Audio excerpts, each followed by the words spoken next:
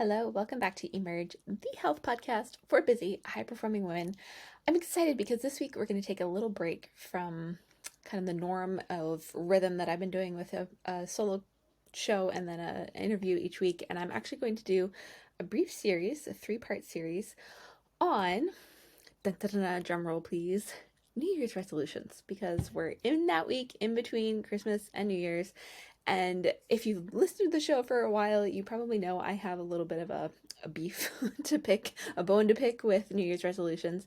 And the reason for that is, I get frustrated for everyone else and have been frustrated myself by, we set these goals or ideas or things that we think we should do in the new year, and maybe we really want to do them and maybe we don't, but we set these things and really don't have a solid foundation and action to get there. And so, like 90% of the people who sign up for a gym membership or whatever in the new year, by February 80% of them are done going regularly, because we try to take on too much too fast. We don't really plan it out well. We don't kind of look at the rest of our life and think about how things are going to fit into it.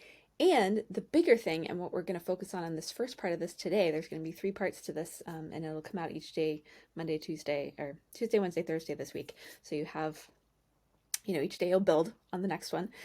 But, what I want to focus in on today is our belief system. Because a lot of us, we don't spend any time really working on our mindset. And that, as I've stressed a lot, and I stress in the programs and the work I do, and I'm becoming even more impassioned about, especially working on my PhD right now, because so much of that is centered in what the term has been coined as Proconscious Medicine.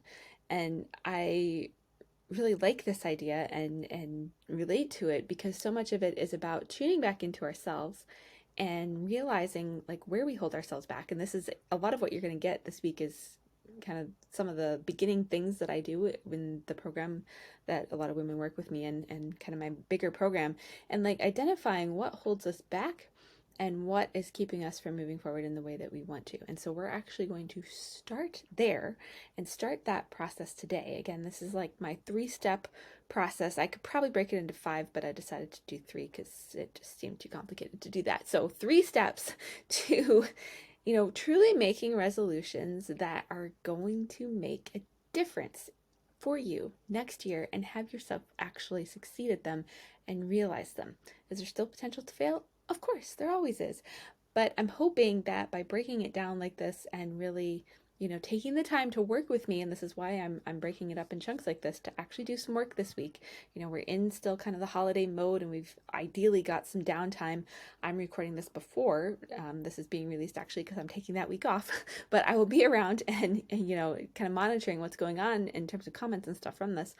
But if we really break it down this way, and you approach whatever your goals are, whatever area of life you want to work on in this new year, whatever changes you really want to see in the way we're going to do, that you'll experience something different than you have in the past. And so that is my goal. I don't hate New Year's resolutions. My dog just threw something down the stairs. But I also don't love the idea of just, there's so much unintentionality around it. We are so disconnected, and I feel, in general, from technology, from our lives, from ourselves, all of that. That's where Selfless Syndrome comes from in a lot of ways. And being able to, and we do the same thing in our New Year's resolutions. We are disconnected from what's realistic, and that's part of what we're going to talk about through the course of all of this. And we're not at all ever going to talk about SMART goals, only to say that they're terrible. But that's not today. So for today, we're going to dive into looking at our limiting beliefs and reframing those. And I kind of touched on this last week with rewriting our weight loss story, and you can do this in any other way. And I kind of made some quick examples around physical exercise, but I want you to pick whatever the area of life is that you want to see something improve in next year. For a lot of people, it's fitness, or it's how you're eating. For others, the way I did this was actually around my money story, and so I'll share, some of those as well. But I made some examples around physical fitness, because that tends to be a thing that everyone's like, I'm going back to the gym and I'm going to get back in shape and I'm going to lose some weight and all that stuff. So, it could be relationships, it could be your career, it could be any area of life. You just want to focus in on that as we talk about this. And as you're focused on that, I want you to start, just journaling about, writing down, thinking about, this is partly what we talked about last week, but what limiting beliefs do you have around whatever that is? So I'm actually going to use my example of money and wealth and kind of that conversation, because that's the one that's most present, but I'll put in some other stuff that might be more relatable, though I think everyone can benefit from this one too. But some of the limiting beliefs I've had around money and wealth, and wealth can be a lot of different things. I just had a conversation with a friend about this actually. Was that money's a source of conflict, and money is stressful and it's hard to make, and it requires a lot of hard work, and money is a lot of responsibility and something that I'm not good at or not good enough at doing. You can turn that into physical fitness. Like, physical fitness takes a lot of time and effort and work, and I don't have that time. Physical fit, like going to the gym or exercising, one of mine around that is I always get sick or hurt once I finally start getting into a rhythm. And so that, while there are instances, and we collect evidence that make that appear real and true and all of that, it isn't really reality, right? So you're going to write all those down, whatever those are for you. I'm actually going to make a worksheet that will be available in the show notes for this. I'm also going to turn this into like a little mini course. So if you just want the whole thing, there's a link on the show notes as well, where you can actually it's free. You can sign up for that and you get the videos versus just the podcast, and the worksheet will be in there too. But there's a worksheet that goes with this and has a little chart where you fill the stuff in. So the first thing is, what are your current beliefs around whatever that area is, especially the like limiting ones, the not positive ones. I'm not good enough, all of that stuff. Then we want to formulate a new belief. So something that is empowering. And, this is where maybe we need to create a bridge. You can't go from, I'm trying to think of what one of mine was, like, money's hard work to make. You can't go to like, oh, money just flows from the sky and like rains down on me, right? That might be unrealistic, but you can go to like, I am learning to be empowered around money. I'm learning to be empowered in exercise, and something positive and empowering. So we want to have the old belief, we create the new belief, and then next to that, and I like to do this in a chart into the column, and so that's what the handout has, but you can free flow this however you want. Next to that is you want to write down evidence that disproves your old belief. And this is like kind of like a double negative here, but what that means is, if your belief is that, we'll take one of mine, like I always get sick or hurt anytime I get in shape, or like I'm never going to be strong enough, never going to be good enough, like whatever that looks like, or it takes a lot of time to go to the gym. Maybe you've had an experience where you got a really awesome workout in 10 minutes. Write that down. That is evidence that disproves that old belief. We all have plenty of evidence that proves whatever it is that we believe, and we can also find things that disprove it, because it can go either way, and it's really just how our experience around all of this has been shaped. So that is that third column. So we have your old belief, your new belief, the evidence that's going to disprove that old belief, because we have some work to do in making our old beliefs less prominent and less, this is all stuff that runs in the background of our mind, right? And then the last thing we're going to do is we're going to write down a mantra, something that's empowering. So, for one of mine with around wealth, it's, I'm a money magnet, and everything I touch turns to gold, or I have an abundance of wealth and can give to everybody, give generously. Something that empowers you and is exciting. Like with exercising can be, I'm learning, or I move every day and I'm feeling energized, and I'm learning about my body and how great it feels to exercise. Something that will lift you up and just start to shift those negative things that constantly run. Like, it's too hard, it's too much work, it's, I need to lose weight before I can do this. Like all of that negative stuff, we want to write all those down, all of them. And you'll find that as you start to create new beliefs and, make mantras and kind of find the evidence that disproves those old negative beliefs that you've had, you will be able to, you'll see a theme. And so you'll get like maybe 4 or 5 mantras that are running and that you have to fall back on.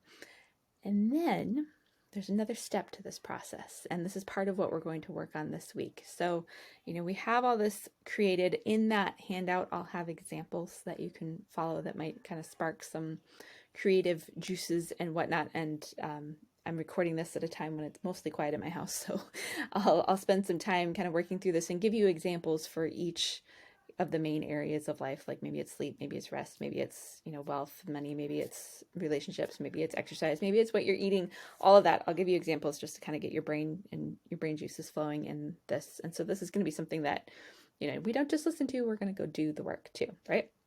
This is where you get the most out of this.